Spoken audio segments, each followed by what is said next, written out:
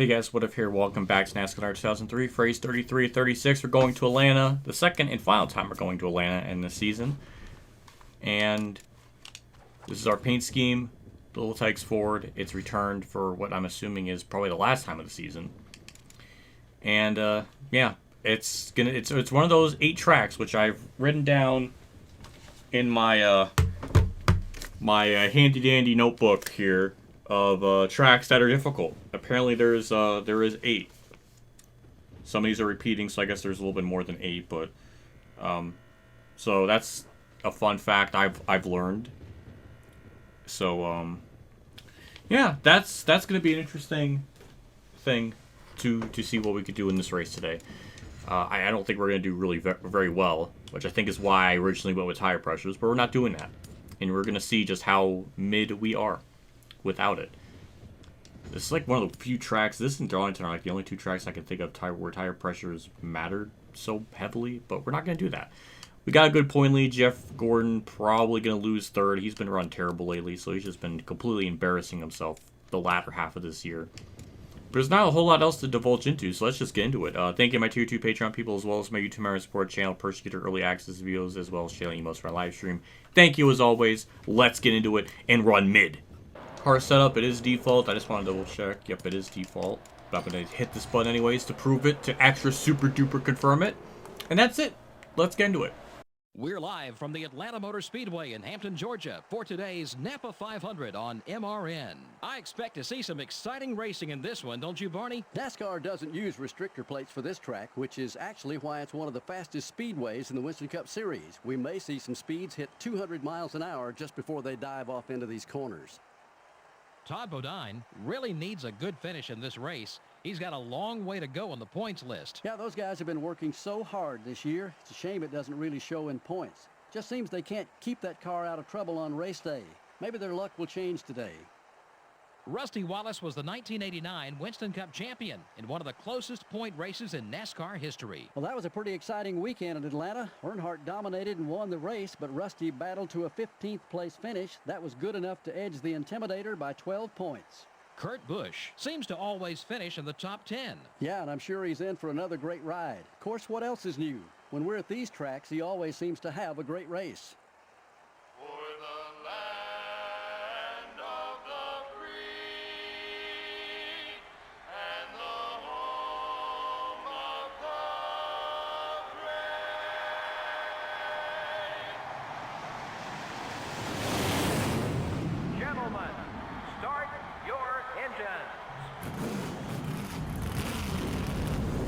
Good introduction, and yet again, the Earnhardt conspiracy, Tony Stewart alternate scheme 2001. Good look. Yeah, the Earnhardt conspiracy theory just continues to get deeper, because with Rusty Wallace, they did reference him. It's like they can reference him in any other situation, scenario, except for the 2001 Daytona 500. Weird. Just continues to be weird with that.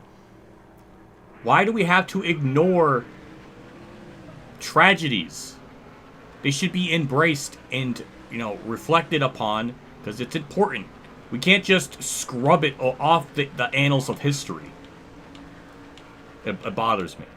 I don't know. Tangents aside, Atlanta is really tough. And I'm going to do my best to get up through the field as fast as possible, because AI usually pit Skinner. Can I get down low? I cannot be afforded to get held up, checked up, or anything. Like, we need to go. Sometimes they'll do some checkups or, NASCAR Thunder 02 stuff, 03 stuff. I'm getting my games mixed up. That's like the last game I want to. Casey Kane, I'm just 3 races now. We have made contact. Stop. He's trying to make up for all the other parts of this entire season where I've just completely neglected him, but I'm not having it. And when I mean I'm going to run mid here, it's probably like a top 15. Which, I guess for this season standards, that is very below average for me. But yeah, I don't know why. It's just, Atlanta's just one of those tracks that borderlines that thin line of impossible but fair. It's teetering on that line because it's just, they always gain time on you. And I've done a lot of practice races trying to figure it out, and It's just no real way to do it on a default setup. I mean, I would push the car to its absolute limits where it's just skating and wiggling and wobbling, kind of like what you saw in that particular corner. Because that's just the maximum amount of speed you can get out of it, is like 174 maybe on fresh tires, but as the run goes on, it's like under 170 and all that, so I don't know. Maybe if I had a wheel, I guess I do have a wheel, but I don't know where the pedals are. The pedals are like in a spare room that are somewhere amongst a rubbish, what's the right term? It's in so much debris and junk, I feel like I would probably risk my own life trying to find them. So I'd rather not do that. But either way, yeah, we're moving up to the field not too badly. We're going to get to a point where I think we're going to kind of stall out. But really the biggest thing is just the pit cycle is going to kind of mess things up. And there's really no way to control that. It's either I pit real early, get an undercut, but the car's going to be running really bad by the end of the run, or I pit right at halfway and have a decent enough car by the end of the run, but then I lose track position. So I lose no matter really what option. But yeah, we're getting up to the field. It's not all that bad. It is weird to think that 2002 is the first year where Atlanta is not the season finale. I'm sure in real life this upsetted people. Can't blame them, because, you know, why... It is weird now I'm thinking about it that the season finale race used to be like this 500-mile gauntlet. And then the finale goes to Homestead, which was a new track on the schedule. Even by 2002, it really wasn't like a barn burner epic racetrack. It was pretty mid, pretty boring at points. So it is kind of surprising, because Atlanta typically would always just put on pretty alright to, you know, stellar races. So I'm sure it was a very annoying decision. Also, it was 100 miles left. You would think for the season finale, you want it to be, you know, a classic 500-mile, you know, gauntlet. But having 100 miles less just kind of feels weird. But then you could say, oh, it ups the ante. Less time to get up to the field. But this is back in an era where mechanical failures were very, very common, and you're pushing the limits of man and machine. My fridge is freaking out. And I don't got any soda or any drinks to put in that compartment in the fridge, so it stops rattling. Like the chocolate milk I got usually is a small one where I put up there, but I got like the medium-sized one, or like the half-carton one, so now I can't fit it there. So now we're just going to have like a bunch of rattling in the background, so that's annoying. But I don't want to be spending like $9-10 on a case of soda to fill that up. Or I guess maybe a red Solo cup would work. Maybe that's an option. Maybe I'll do that when pit stops occur. I don't know. But anyways, we're up in the top 15. That's not bad. I just know we're gonna lose time during the pit cycle. It's just inevitable, no matter how it is scratched or clawed. And we're by Ricky Rudd, so I'm sure something is gonna happen. It's like the last 3 times I got near him, something stupid's happened. Surprisingly, nothing stupid would happen between me and him. That is probably the first time in a good while. I was gonna say chunk, but I guess that also works too. But yeah, we're pitting at lap 16. That's our plan. So you may think, you know, oh, what is blowing smoke out of his wazoo again? He's fine, but wait until the pit cycle. Wait until the pit cycle. This is where all this good faith and good momentum and run is just all gonna fall apart. And a lot of it's really kind of out of my hands. It's either pit crew or the AI just makes us stop randomly, or our normal, natural outlap speed is just way slower than the AI. And I ran toward Burton, who did not deserve any of that. I am a dirtbag confirmed. We'll clear Ryan Newman here. I'm surprised I even was able to get to the bottom there, but we got it to work. And that's P9. 8th and 7th right in front of me. That is potential positions that we can easily get. I also saw Mark Martin on the front row, so hey, maybe Mark can, you know, do good today. Phenomenal back run on the front straightaway there. Oh my lord, that was shocking. And there we go, P7. And now that we have nothing going on, I can fix my damn fridge so it doesn't rattle, because that little thing bothers me. Not my penis, but that's average. But like the fridge bothers me. All right, we got that fixed. The red Solo cup was the trick I needed for that to work, and now we're good. I know I broke immersion again. Sterling Marlin third, nice. All right, and now nothing's gonna happen until we pit. Also, I've stopped resorting to getting the like Propel water, so now I'm just drinking out of just regular faucet water with just like flavored pack soda or flavored packs or whatever they're called. I don't know.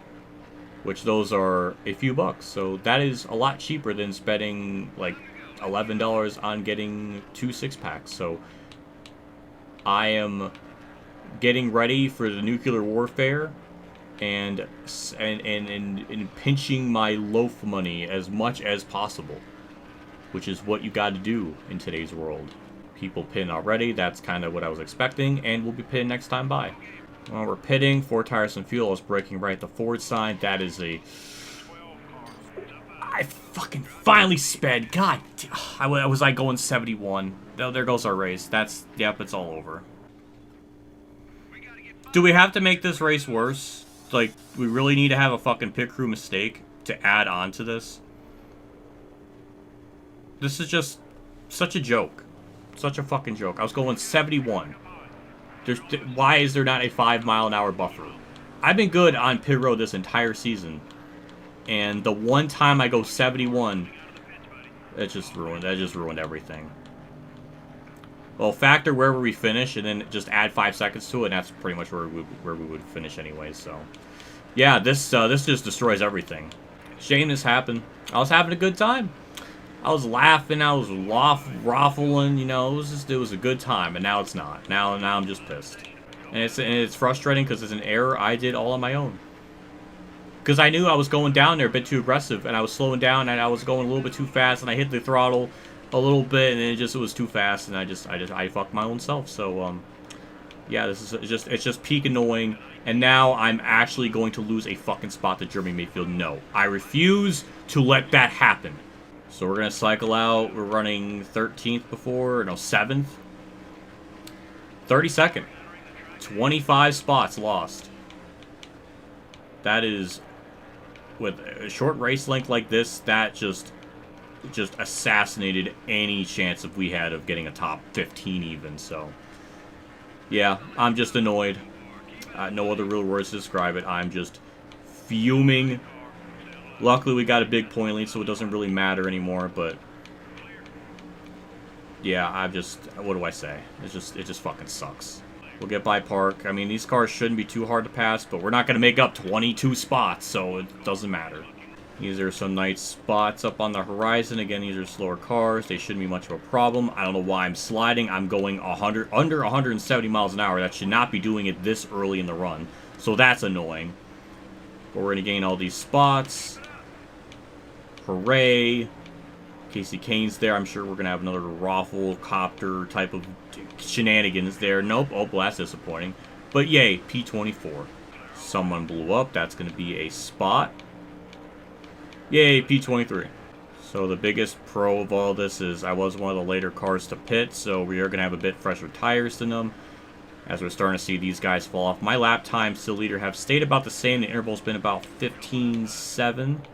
So we've stayed about even with the leader's pace. But these cars in front of me have fallen off, which is something I'll always say with this game's cool. The AI have tire fall off, unlike NASCAR 05. So that's also refreshing.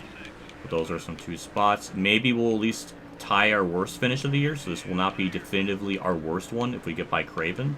Which would be really nice, because at least, you know, we're not going to shatter any new earth-shattering records.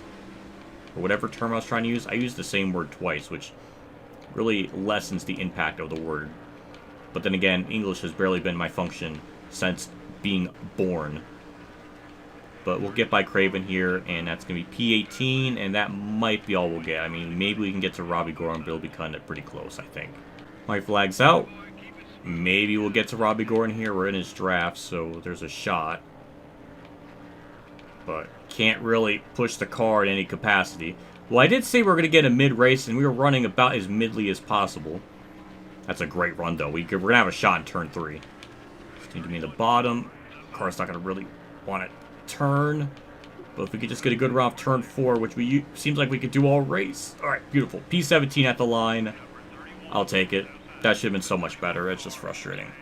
So, minus the 5-second penalty. well, would definitely not been in the top 5, but Tony Stewart won. That's actually pretty shocking. And Jeff Gordon actually beat Dale Jarrett. First time that's happened in, like, more than 5 races. I guess we'll never know what the interval is throughout the entirety of the field. I guess I should have paused and looked at it. But we definitely would have been higher than 15th. Minus the 5-second penalty. Definitely not in the top 5. So probably around 12th, 13th, which is pretty much where I've been running in all my practice runs. In fact, I could probably just do it right now. I mean, it'll be like a super edited down version, but I could probably show that real quick, because I'll freaking do another practice race to confirm it, because that's probably be running is like around 12th. That's pretty much all I've been running in these practice runs without any adjustments, is just 12th the whole time. So that's probably, maybe in the grand scheme of things, we only lost 5 spots, but not really sure. I guess we can only know, but yeah, that's why I put tire pressures in, because it does help a lot. I know that time penalty kind of fudges it, that makes it look like we ran way worse, but that's why I used it originally, because we were running like outside top 10, which I guess in hindsight was just how ridiculously OP we were going to be this whole season. I guess it really didn't matter, but even if I was running default the whole season, we would be in good shape, so I really don't think it changes much. The boredom and insanity would still be very prevalent. Tony Stewart got the lead with 2 laps to go, I guess, over Mark Martin. That's kind of tragic, but Tony Stewart now just has 2 wins. And yeah, Jeff Gordon finally is ahead of Dale Jarrett by at least 10 points. So interesting. Anybody else lead laps? Because that's 31 laps right there. Who led an extra lap?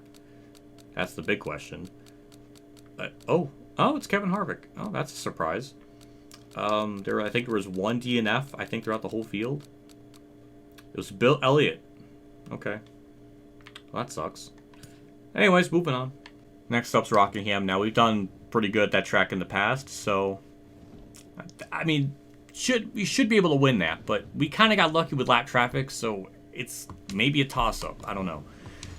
Well, we did lose points to Dale Jarrett. Probably our biggest point loss in general in a long time. Now, it's going to be our 5th race outside the... No, it's our 4th race outside the top 10. Thunder 03, I think our average finish is like 2.8.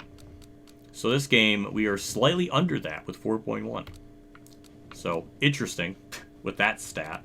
It is technically worse, because Thunder 03, we actually had 23 wins. We're definitely not going to surpass that this year, but... So, by all accounts, from what I said earlier in the year, this game would be harder than Thunder 02. Not by much, apparently, based on these stats, but yeah. And the laps led thing. I think this is the first time Dale Jarrett's led multiple laps in quite a while, so that's also a first.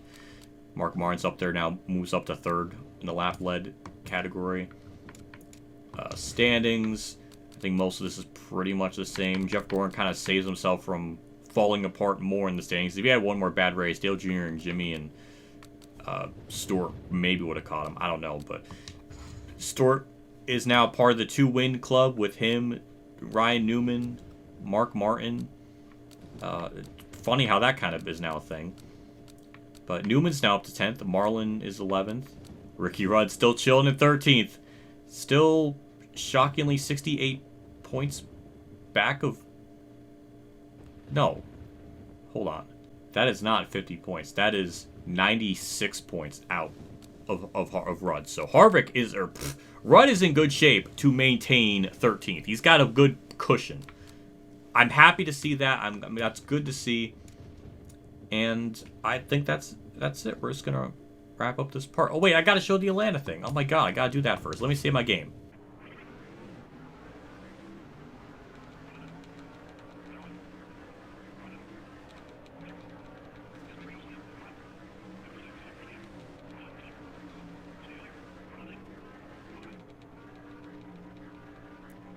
Yeah, that checkup was gross.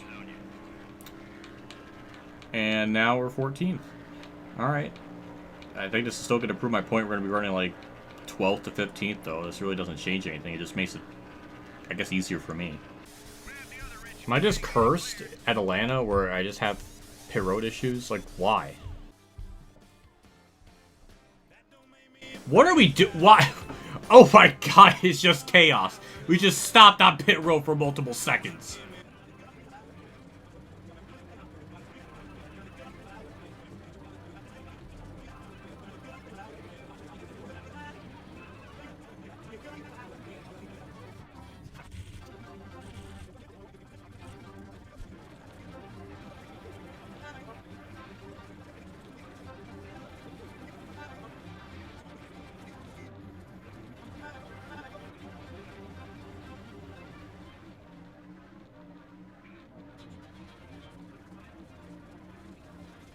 Alright, so, yeah, it's slightly better. I mean, 15th. I mean, we did have a pit crew mishap, so that maybe cost us a couple seconds, so it would have been probably pretty close to 12th to 13th, 14th, so I think my statement holds pretty clear. I don't think it's... I think what I'm saying, there is some truth to it. I'm not just spouting off crap. Usually when I spout stuff off, I'm not just horrendously off. So, that confirms it. So, I don't want to hear anybody thinking that I'm, like, making up these numbers just for the shit of it. Alright, we're just going to wrap things up now. Big shout out to my 2 or 3 Patreon supporters, Dave from Champ 15, Kamikazegames, Bailey Carey, Mexican League 1986, Jason Hellman, and my name is Sean for support again. I appreciate what you guys do for my channel every single month. It does mean a lot. Always goes a long ways. So, just thank you as always. See you all next episode for Rockingham as we're going to go to the 2001 Rubbermaid... Well, I keep doing it the wrong way. It's Sharpie Rubbermaid Ford. Why is that so hard for me to say? Yeah, that'll do it. See you all next episode. See you all later. And as always, weird ending, right? We got to get to the main menu first. Let's get... There we go. Now, now it feels normal. See you all later. And as always... Have a good day, everyone.